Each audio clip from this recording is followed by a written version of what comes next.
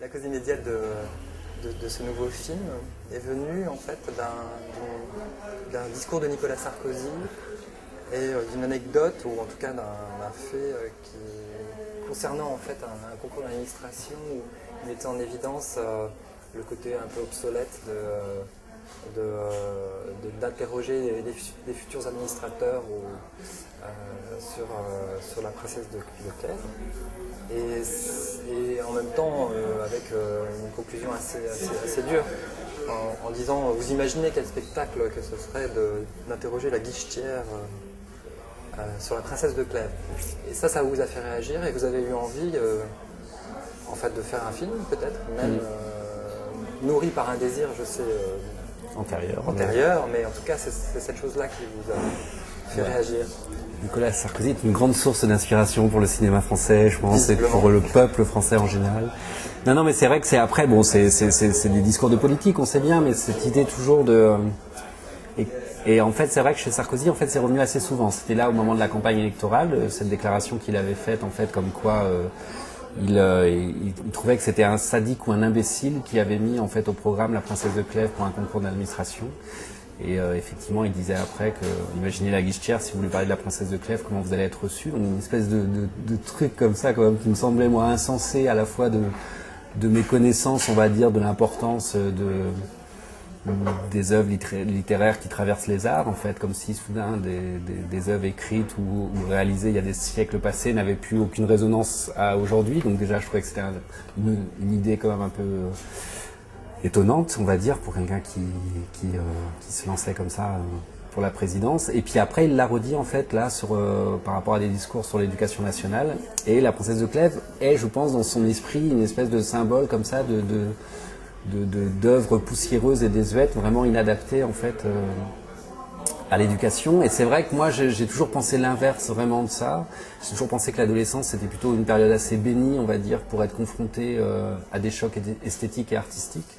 Moi j'ai passé mon adolescence dans un tout petit collège en fin fond de la Bretagne, et je me souviens encore très très bien quand on nous amenait en car à Saint-Brieuc voir une représentation de la dispute de Marivaux, ou quand soudain on était allé à un musée de Rennes, aux Beaux-Arts, voir quelques œuvres. C'est-à-dire que j'ai l'impression qu'au contraire, c'est là la force d'une espèce d'éducation démocratique, c'est qu'à un moment, l'école est peut-être un des rares moments où tout le monde a accès en fait à l'art.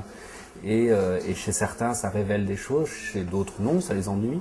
Mais qu'en tout cas, il faut surtout pas se dire que c'est quelque chose d'inadapté, quoi. Et donc du coup, ça faisait longtemps en fait que je travaillais autour de l'idée comme ça de la princesse de Clèves, et j'ai voulu presque faire un démenti, on va dire, et puis raconter une princesse de Clèves vraiment aujourd'hui, dans un lycée aujourd'hui, essayer de respecter le plus possible le récit, en tout cas l'intrigue par rapport à ses rebondissements et par rapport à ce qui anime les personnages. Et de faire en sorte que même pour quelqu'un qui n'a pas lu La Princesse de Clèves, on a l'impression que c'est un film complètement au présent, avec des préoccupations complètement actuelles. Et j'espère que du coup, voilà, une petite pierre de ma petite, voilà, c'est pas une pierre lancée, mais c'est juste de montrer que au contraire, quoi, on est complètement nourri des œuvres du passé.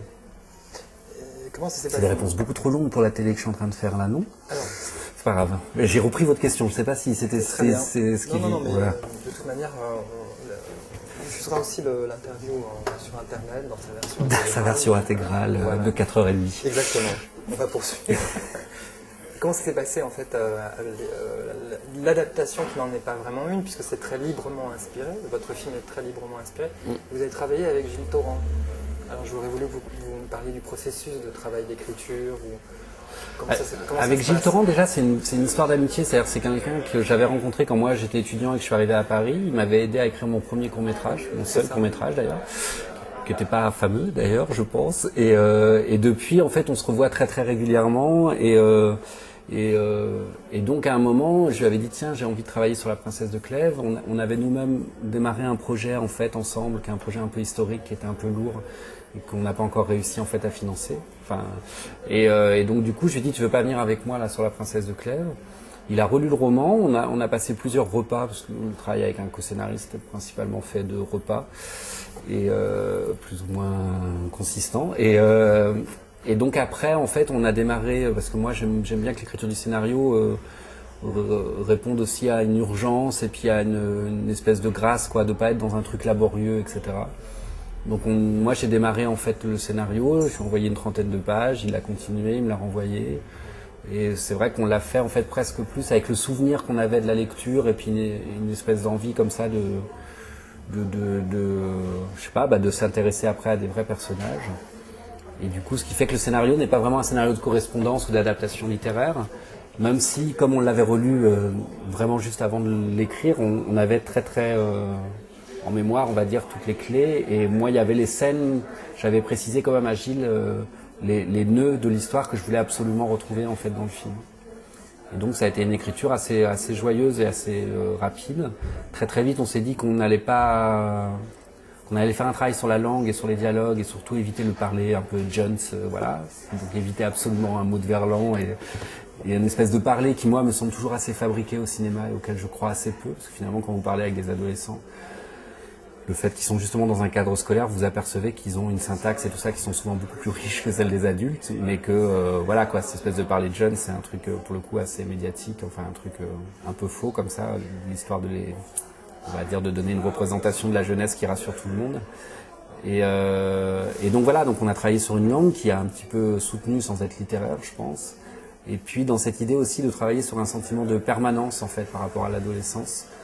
Et d'inscrire à la fois le film dans un présent, dans une ville comme Paris aujourd'hui, mais en essayant de travailler sur des choses plus intemporelles. Et voilà, et donc du coup ça a été un travail d'écriture assez jouissif, je pense aussi pour Gilles, parce que ça s'est fait rapidement et d'une manière sereine, on va dire. Alors, en même temps, c'est pas n'importe quelle jeunesse, elle est quand même très précise. Vous avez choisi un lycée du 16e arrondissement. C'est d'ailleurs une jeunesse que vous caractérisez de jeunesse chic, voire presque mode. Je sais pas si c'est une jeunesse chic, parce que en tout cas, il y a c'est vrai que le fait qu'on ait tourné dans ce lycée, en fait, c'était pas un choix qui était dans le scénario du tout. C'est vraiment, moi je voulais plutôt tourner dans le 12e en fait ce film. Et en fait, en faisant la tournée des lycées, comme moi je voulais tourner absolument dans un lycée en activité et pas pendant les vacances, c'est un tout petit peu compliqué. Vous faites vite mettre à la porte en fait des lycées quand vous dites ça. Et pour le coup, ce lycée-là, le lycée Molière, c'est un lycée qui est dans un arrondissement a priori UP, mais vous savez, à Paris, en fait, la catégorie sociale ne dépend pas, en fait, pour les lycées du côté géographique, mais des résultats au bac, tout simplement. Et comme c'est pas un lycée particulièrement avec de très bons résultats, c'est un lycée sociologiquement plutôt très mélangé. Et dans tout le travail qu'on a fait autour de la figuration et tout ça, je trouve qu'au contraire, enfin moi j'ai pas cette impression que c'est des enfants de bourgeois, loin de là. Et même après, dans les costumes, etc. C'est un truc que moi, en tout cas, je vois beaucoup à Paris, en fait, sur des gens comme ça qui ont 15-18 ans, qui ont une vraie élégance. Quelque chose qui, moi, je me souviens de mon adolescence, on était tous sauf élégants, pour le coup. Il y avait une beauté qui était beaucoup plus à notre insu, je pense, en fait. Alors qu'aujourd'hui, c'est vrai que chez les adolescents, quels que soient, à mon avis, les milieux sociaux, ils savent très bien qu'ils sont les canons de la beauté de notre société. Donc du coup, je pense qu'ils jouent, enfin, ça les entraîne dans une coquetterie et puis un narcissisme aussi qui est très différent, à mon avis, des générations antérieures en fait. Et donc ça, c'est vrai que j'avais envie de le filmer, cette élégance-là, ce côté, mais pas dans un souci sociologique en me disant, enfin moi j'ai pas l'impression que c'est des enfants, enfin je trouve qu'ils ont les mêmes préoccupations que les autres et que j'ai pas l'impression que c'est des beaux quartiers. Alors après aussi, c'est parce que on sait très bien que la princesse de Clèves à l'origine c'était la cour du roi, que c'était des aristocrates. Donc peut-être qu'il y a une espèce comme ça de correspondance qui se fait pour le coup d'une manière inconsciente et qui transparaît, on va dire, chez eux. Mais en tout cas, sur les acteurs que j'ai choisis et tout ça, c'était pas. Effectivement, on peut penser aussi, par exemple, entre les murs, où on est carrément dans un univers très métissé. C'est pas vraiment le cas dans votre Mais film. je pense, parce que moi, j'ai pas vu le film de Laurent Cantet, mais c'est très différent. C'est que lui, il a une volonté sociologique, en fait. C'est un film sociologique, ce qu'il a fait. Et presque un film comme ça qui a une vocation de témoigner, on va dire, d'une situation. Alors que pour le coup, nous, on est dans un film romanesque, donc même si je pense que le film est très ancré au présent, enfin qu'il est vraiment incarné, il n'a pas de vocation ni idéologique ni sociologique. Et Quand vous disiez voilà. que vous trouviez qu'il y a une véritable élégance aujourd'hui, c'est assez particulier. D'ailleurs, vous faites un rapprochement avec votre propre adolescence, effectivement. Et vous mettez en juxtaposition le fait que vous trouvez que cette adolescence d'aujourd'hui est à la fois grave et gracieuse. Donc, est-ce que c'était véritablement cet aspect-là qui vous a motivé, non seulement pour se retrouver finalement en harmonie avec aussi la princesse de Clèves, l'idée de la cour, l'idée du paraître, Oui, de la belle personne. la belle personne, les regards, tout. En plus, c'est vraiment parti pour le coup. C'est vraiment en relisant alors c'est des fois un film, en tout cas l'univers d'un film qui a peu de choses, mais sur la phrase jamais cours n'a connu de tant de belles personnes. Et c'est vrai que moi je l'entendais vraiment par rapport au cours de lycée, quoi. Et j'ai l'impression que jamais le lycée n'a connu tant de belles personnes qu'au jour d'aujourd'hui.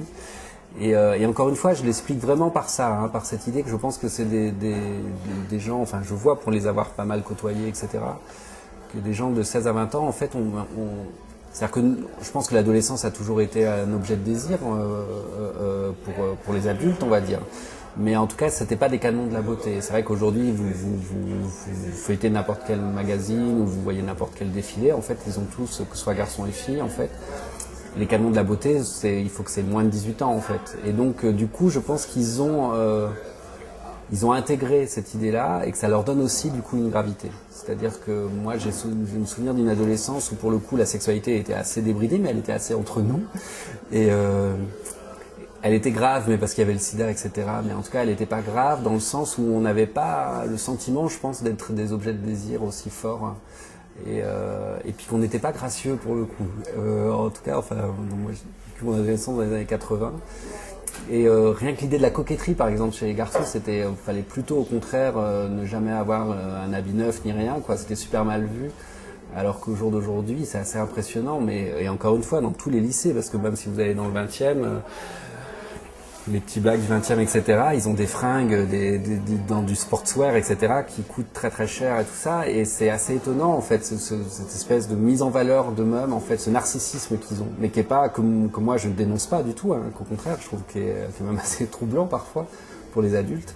Et c'est vrai que ça m'intéressait de filmer ça, parce que en tant que cinéaste, j'ai toujours eu, et je pense qu'à peu près tous les cinéastes ont envie à un moment de faire des films d'adolescents. Enfin, l'adolescence, c'est une période qui va bien au cinéma, je trouve. Et moi, j'avais pas envie de faire un film d'adolescent nostalgique. C'est-à-dire que souvent, en fait, vous filmez des adolescents, mais vous projetez votre propre adolescence. Et là, je voulais vraiment essayer de regarder les adolescents d'aujourd'hui avec aussi ce que je ne comprends pas d'eux et leur mystère. Et donc, avec cette distance qui m'apparaissait nécessaire. Et de les regarder dans leur beauté, pour moi, c'était déjà...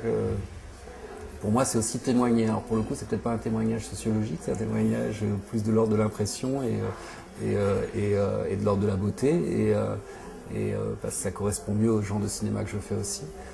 Mais je crois qu'ils sont vraiment regardés dans le film. Effectivement, alors du coup, il y a aussi beaucoup de gros plans, vous vous attardez pas mal sur des petits moments. Je me souviens de ce plan d'un couple assis au sol. Vous les regardez, vous prenez le temps de les regarder. Comment ça s'est passé justement avec eux? Est-ce que vous les avez mis en scène ou alors vous avez volé certains instants? Est-ce que c'est un mélange? À ce genre, non, les gros plans, vous pouvez pas les voler parce qu'il faut un tout petit peu les préparer quand même. Mais non, au contraire, j'aimais bien. C'est vrai parce que moi, j'ai souvenir de la classe. Je trouve toujours très faux dans les films quand on essaye. Alors, je dis pas ça contre Laurent Gantet, j'ai pas vu son film, mais quand on essaye de faire croire qu'une classe c'est un groupe, j'ai pas souvenir de ça, vraiment pas. Et moi, j'ai l'impression qu'on existe en tant que groupe quand on est au lycée, mais quand on est dans les couloirs, quand on est hors des cours, quand on va boire des coups ensemble, etc. Mais j'ai l'impression qu'au contraire, à l'intérieur d'une classe, quand on est face au professeur, on est vraiment une somme d'individualité. Il y a une grande solitude. En tout cas, moi, j'ai souvenir des heures et des heures qu'on passe, comme tout le monde dans des salles de classe, de très grande solitude et de très grande intimité. J'ai pas souvenir, enfin, les souvenirs de groupe et d'amitié et tout ça, pour moi, ne sont pas liés à l'intérieur des classes, sont liés à l'extérieur de la classe. Et je trouve toujours assez faux au cinéma de faire croire que la classe existe en tant que groupe. Pour moi, c'est un truc de prof de penser ça, parce que ça les rassure, parce que du coup, ils n'ont pas à traiter les individus un par un.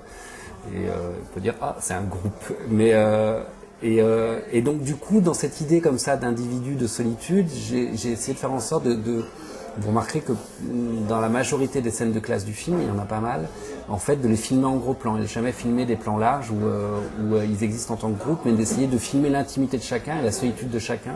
Parce que notamment au lycée, moi je me rappelle de ça, des heures d'histoire géo, de maths, où on est complètement ailleurs que dans ce qu'est en train de nous dire le prof, soit dans nos histoires d'amour, soit dans nos angoisses sexuelles, soit en train d'écrire un poème à la con, ou un poème très joli d'ailleurs.